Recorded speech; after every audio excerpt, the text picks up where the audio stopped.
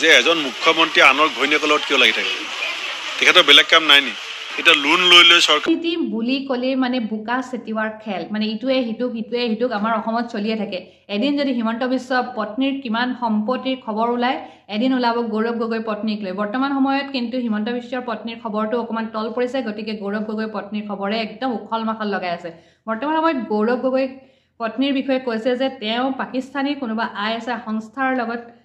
মানে আওপকীয়াকৈ জড়িত আছে নেকি এনেকুৱা ধৰণৰ কোৱেশ্চন বৰ্তমান সময়ত উপস্থাপন কৰা হৈছে কিন্তু সেই কোৱেশ্চনটো কিমান দূৰ গ্ৰহণযোগ্য বা সেই কোৱেশ্চনটোৰ কিবা ভ্যালু আছে নে নাই এই সকলোবোৰ গম পাব গতিকে ভিডিঅটো স্কিপ নকৰাকৈ একেলগে চাই থাকক গগৈৰ বিদেশী নাগৰিকত্বক লৈ এটা প্ৰশ্ন উঠিছে বিবাহৰ পূৰ্বে পাকিস্তানৰ আলী তাকিৰ শেখৰ সংস্থাত কৰ্মৰত আছিল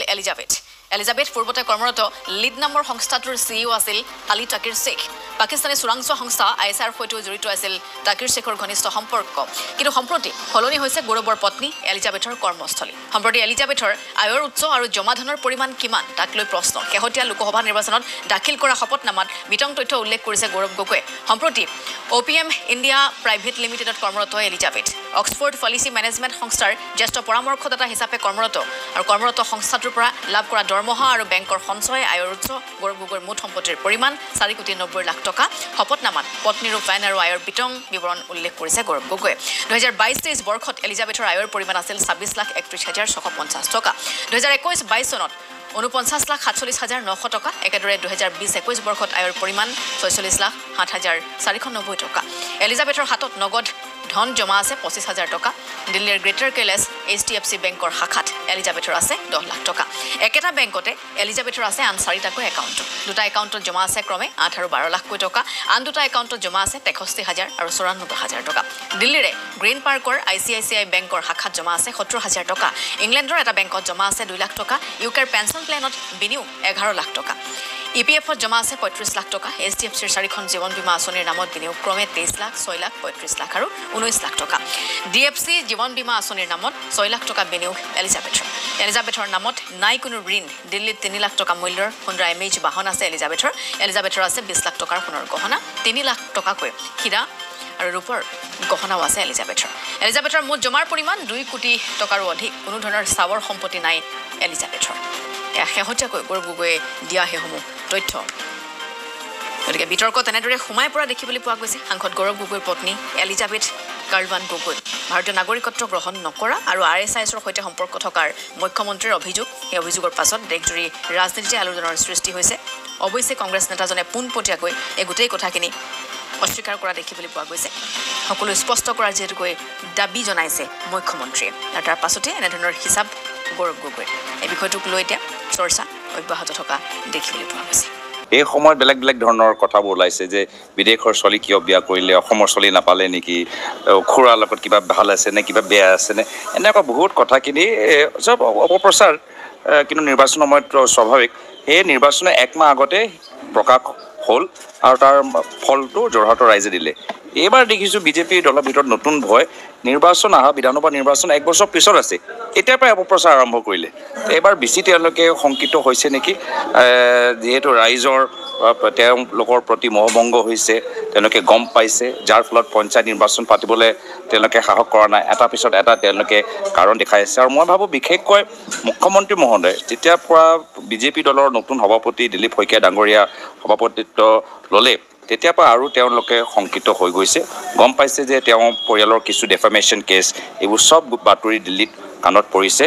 যিদৰে তেওঁ নিজে বেকডোৰ যোগেদি মুখ্যমন্ত্ৰী হ'ল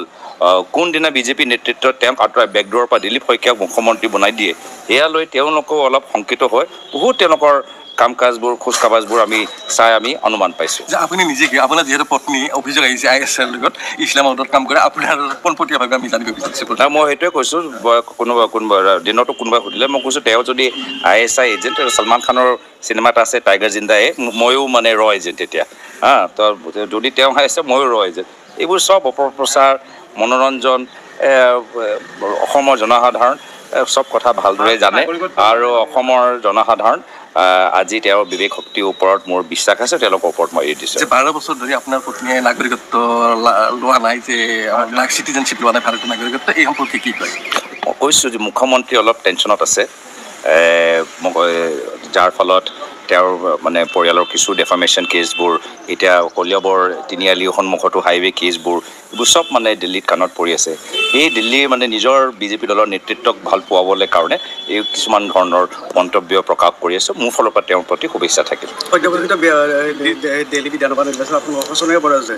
তাৰপিছত অসমত কিদৰে মানে আগন্তুক মানে বিধানসভাৰ পঞ্চায়ত দিল্লী নিৰ্বাচনত এইটোৱে প্ৰমাণ কৰে যে কেজৰিৱাল ডাঙৰীয়া মাত্ৰ প্ৰচাৰৰ ওপৰত নিৰ্ভৰ, আৰু প্ৰচাৰ কৰিলে কাম নকৰিলে ৰাইজে আশীৰ্বাদ নিদিয়ে। মই ভাবোঁ দিল্লীত কেজৰিৱাল ডাঙৰীয়াৰ যিখিনি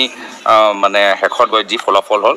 অসমৰ ভিতৰত একে ফলাফল মুখ্যমন্ত্ৰী হিমন্ত বিশ্ব শৰ্মা ডাঙৰীয়া হ'বলৈ গৈছে। গোটেই প্ৰচাৰ, মাত্ৰ প্ৰচাৰ, আৰু মোৰ ক্ষেত্ৰত অলপ অপপ্ৰচাৰ। এতিয়া আনৰ ঘৈণীয়েকৰ লগত কিয় লাগি থাকে? তেখেতৰ বেলেগ কাম নাই নি? এতিয়া লোন লৈ লৈ চৰকাৰ চলাই আছে। এইটো কোনেও কোৱা নাই, অকল অসমৰ মুখ্যমন্ত্ৰী হিমন্ত বিশ্ব শৰ্মাই কৈছে। মই বিচুতি খাইছোঁ যে এজন মুখ্যমন্ত্ৰী আনৰ ঘৈণীয়েকৰ লগত কিয় লাগি থাকে? তেখেতৰ বেলেগ কাম নাই নি? মুখ্যমন্ত্ৰীকটো ৰাইজে বহুত কাম দি থোৱা আছে, আৰু বহুত কাম কৰিবলৈ তেওঁ বাকী আছে। এতিয়া লোন লৈ লৈ চৰকাৰ চলাই আছে। 6 জনগোষ্ঠীৰ জনজাতি নহ'ল, চাহ শ্ৰমিকৰ মজুৰি বৃদ্ধি নহ'ল, বানপানীৰ সমস্যা, গৰাখহনীয়া সমস্যা। এতিয়া ইয়াতে ৰাইজে ক'লে আমাৰ নাহৰকটীয়াত ক্ষুদ্ৰ চাহ শ্ৰমিকৰ পাতৰ মূল্য নিৰ্ধাৰণ কৰাৰ কথা কৈছে, ক্ষুদ্ৰ চাহ শ্ৰমিকৰ মাটিৰ কাগজ পত্ৰৰ কথা কৈছে। এইবিলাক কামত মুখ্যমন্ত্ৰী লাগিব লাগে। বেলেগৰ পৰিবাৰৰ লগত